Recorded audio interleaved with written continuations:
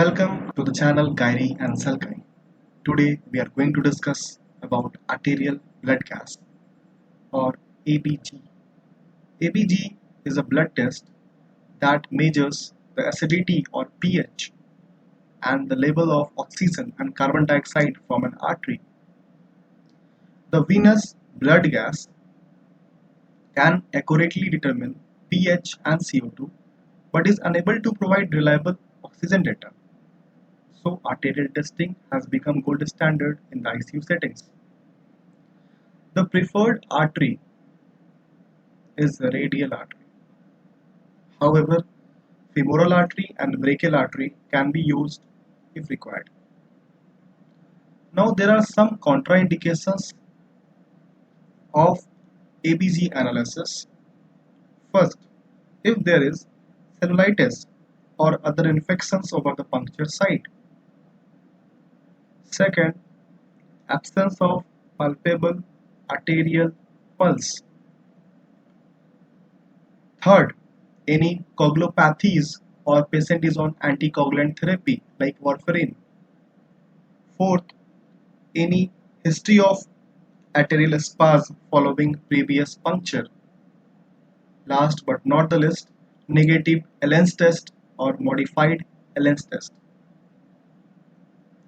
In Allen's test, radial and ulnar arteries are occluded by firm pressure, while the fist inclines until the hand blanches.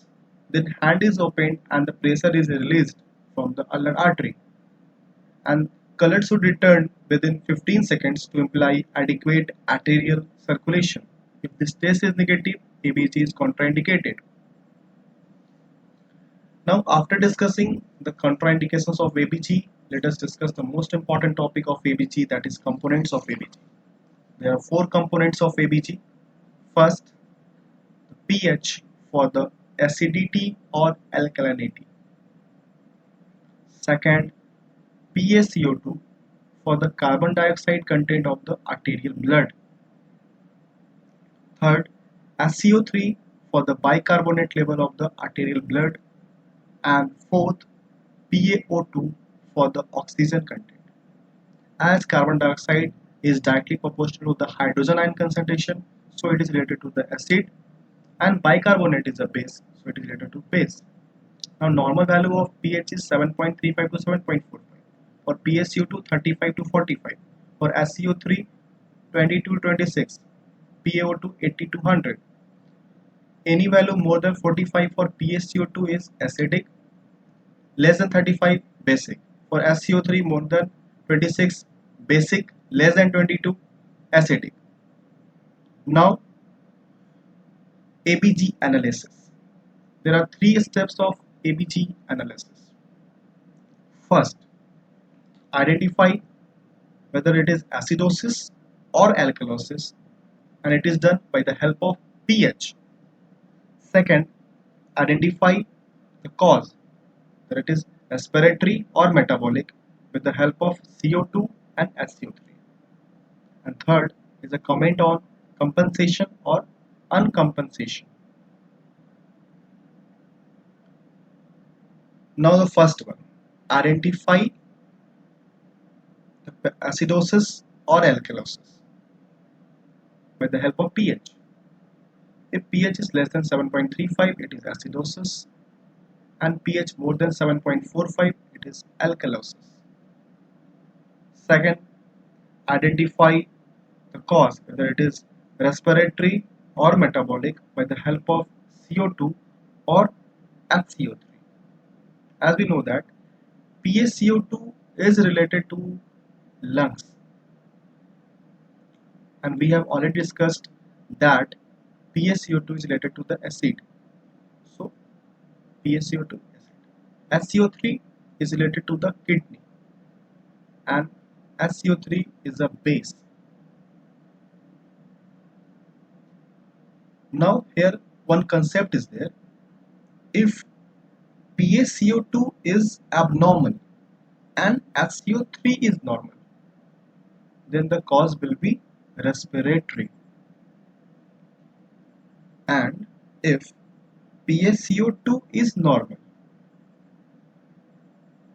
and SCO3 is abnormal, then the cause will be metabolic. To understand the concepts better, let us do some examples. Example number 1. pH is 7.55, PaCO2 is 28, SCO3 is 22. As pH is more than 7.45, so it is alkalosis. PaCO2 is abnormal, SCO3 is normal, so the cause will be respiratory. Second example. pH is 7.25, PaCO2 is 38, SCO3 is 21. Here pH is less than 7.35, so it is acidosis. Here PaCO2 is 38, so it is normal. SCO3 is abnormal, so the cause will be metabolic. Third, pH is 7.57, PaCO2 is 41, SCO3 is 36. pH is more than 7.45, so it is alkalosis. PaCO2 is normal and SCO3 is abnormal, so the cause will be metabolic. In all the above conditions, pH is not in the normal range, so it is an uncompensated state. Now, the third part of the ABG analysis, that is the comment on the compensation or uncompensation. For compensation, we'll take both respiratory and metabolic part. First, respiratory.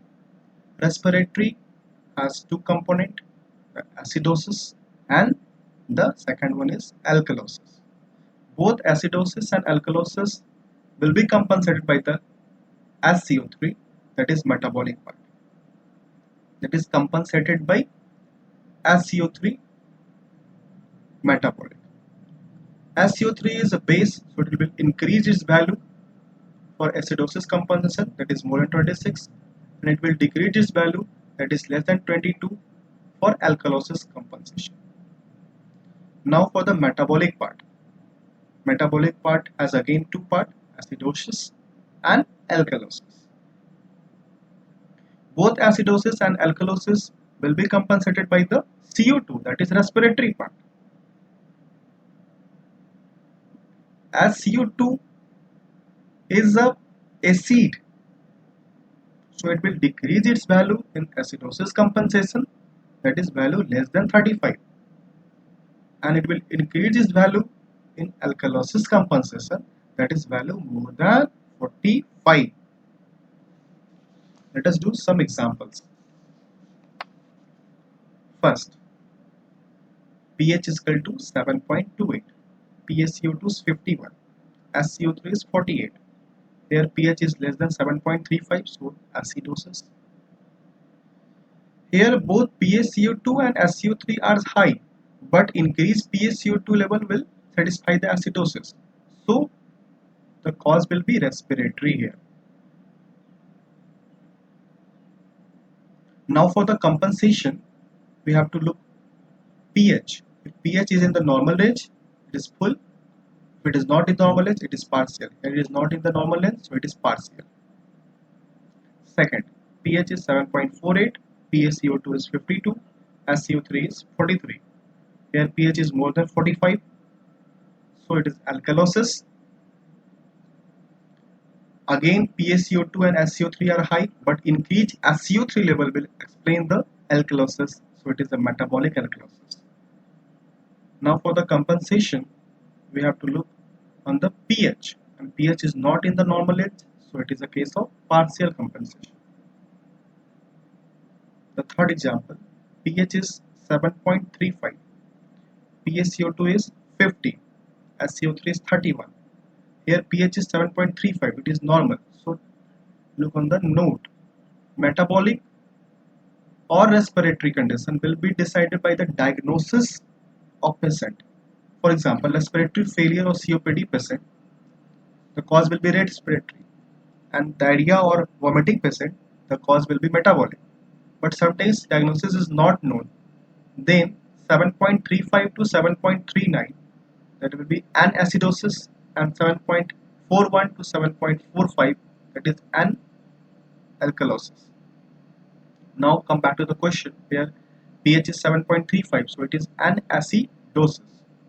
Now increased PaCO2 level will explain the acidosis, so it will be a case of respiratory N-acidosis. Now for the compensation again, we have to look on the pH, and pH is within the normal range, so it is a case of full compensation. Let us take one more example. pH is 7.44, PaCO2 is 49, SCO3 is 36. So it is an N-alkalosis. Alkalosis is written by the increased value of the SCO3, so it is a metabolic N-alkalosis. And for the compensation again, we have to look on the pH, and pH is within the normal range, so it is a case of full compensation. So for solving questions, we must understand the concepts. So hit the like button and subscribe our channel, and stay tuned with our channel for the journey of advanced cognition. Thank you.